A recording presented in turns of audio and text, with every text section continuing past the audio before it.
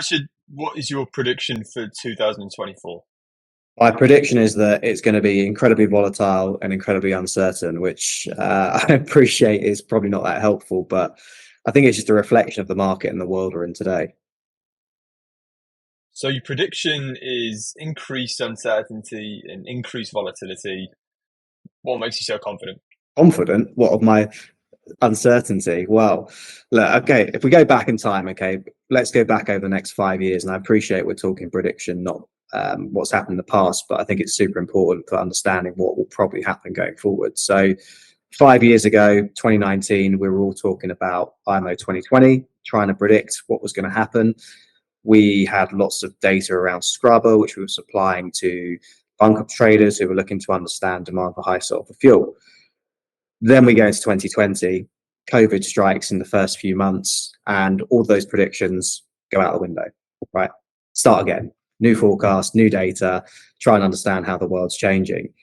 So, of course, at that point in time, we're looking at analyzing different data sets, looking at what's happening in floating storage, freight rates, and everything else that goes with that to try and build a view of how the new oil market is going to evolve over the next few years. So our prediction then was slow recovery, but back to the new normal, right?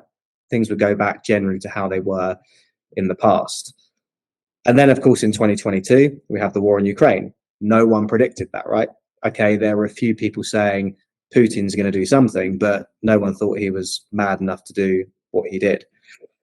So again, at that point in time, complete upheaval to the global oil markets.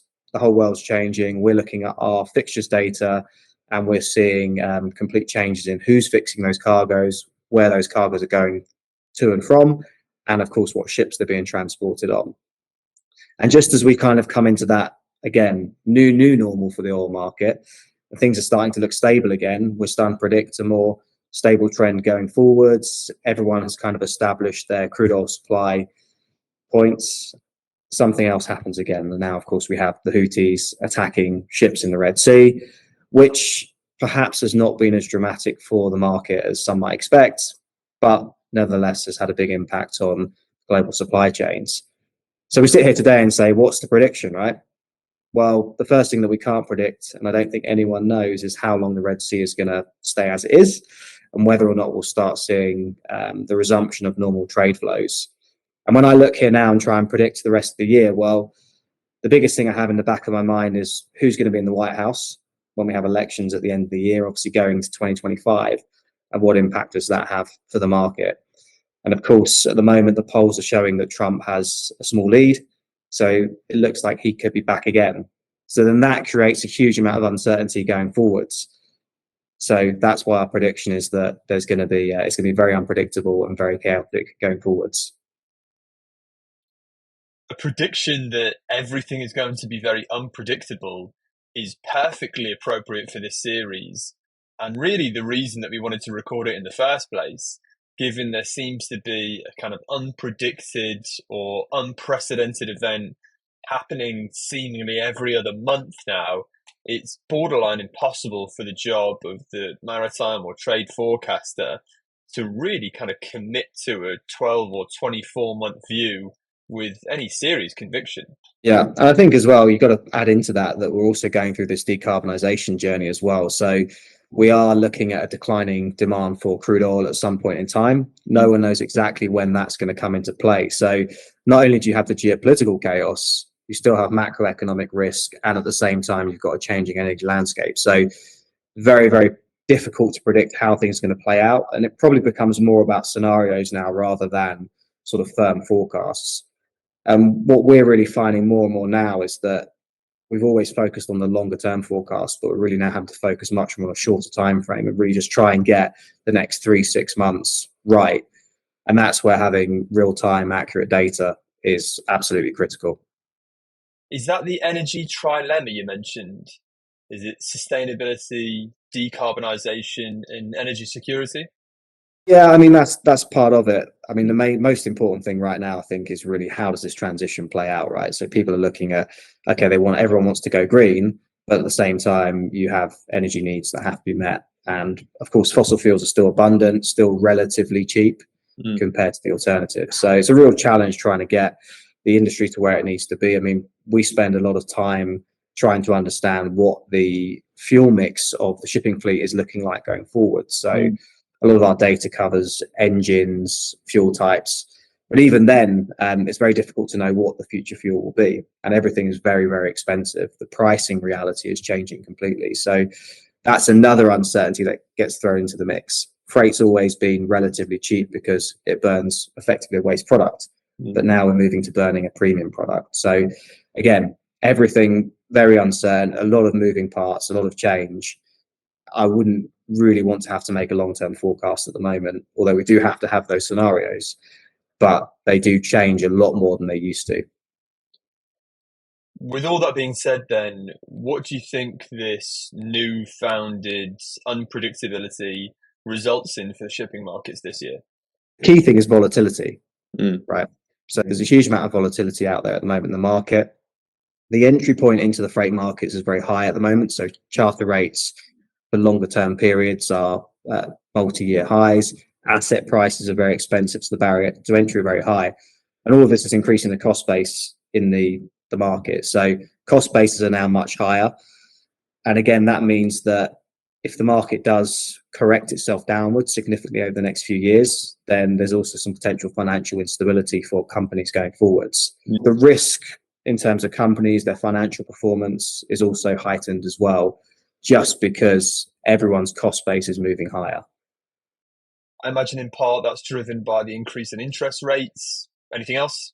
Increase in interest rates, obviously a lot of supply chain issues over the last few years. Shipbuilding in particular has got much more expensive, partly because yard capacity is tighter than it used to be, but also we've had a lot of interest in building new container ships, building new gas carriers, and now of course tanker orders are also increasing as well. So overall, capacity is tighter than it used to be. Inflation has caused a bigger increase in, say, engine prices, for example. Steel prices are higher than they used to be. So all of those across the board, plus with interest rates to finance these acquisitions, is all playing a part. Slightly off piece, but let me ask you this question. What sort of questions are you guys having to field from your customers at the minute? I would imagine owners in the tanker space are having to make decisions on kind of 2, 3, 5, 10-year timelines based on the length of time it takes to build and deploy a ship. So I'm interested to know what they're focused on given the volatility of the current situation. Yeah, there's a huge amount around probably decarbonisation, and that's from a few different perspectives. So it's from, again, primarily we're talking to tanker owners in the gas markets, for example, right? So they're concerned with two things. They're concerned with what type of fueling technology do I put on my ship? Get an ammonia engine, a methanol engine, LNG engine. And then the other thing is, well, what's the actual demand going to be for my vessel going forwards? If oil demand is going to decline, should I even be building tankers, two carriers, or another new emerging marketplace? So those are the kind of key concerns. And then the other concern right now is that if you're entering the new buildings market today and you're paying, okay, it depends on the yard, the spec, but let's say anywhere between 115 and 130 million dollars for a VLCC, which back in, I think probably early 2020, maybe you'd get for 85 million. Hang on a minute, that's all well and good, that entering at that price point, but am I going to earn enough money to pay off that asset over its trading life?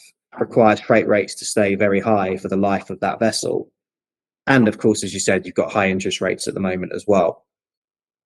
And of course, the other dynamic with high interest rates is that you could just put the money into pretty safe bonds right now rather than invest in shipping. So you've got a 20% increase in asset price. You're 4 years closer to peak oil, whenever that might be. Not a massively attractive mix.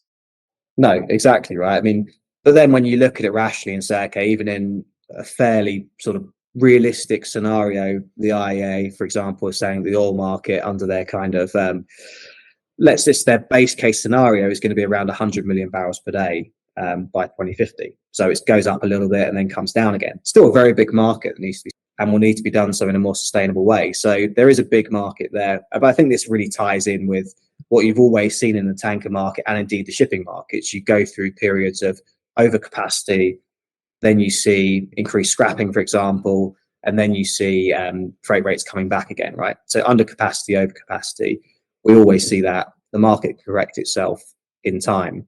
But I do think the overall price point of the market is going to increase just because of the increase in second-hand prices and new building prices today. It means that CAC break-evens are moving up. And of course, as we know, if a company can't make money, then they'll exit the sector. Would I be right in thinking that the tanker markets are somewhat immune to two of the prevailing trends that are set to impact shipping over the next 5, 10, 15 years in friendshoring and exponential technologies like 3D printing? I guess my point being, you can't 3D print an oil well. You can't suddenly start a relationship with a friendlier country next door that can suddenly start producing the goods that you require as a way to diversify your relationships from others, a la US, Mexico. Yes and no to a certain extent. So what I would say is what we're seeing is, for example, okay, take the US as a key example, right? The US has effectively become energy independent now, a lot domestically. That's a relatively unique case. Many other countries can't do that, but we are seeing majors looking at where they invest going forwards and saying, okay, historically, country A has been quite difficult from a geopolitical perspective, so let's go to country B, which is much safer to invest in. So you're seeing companies being a bit more selective with how they invest. So that's to a certain extent changing trade flows.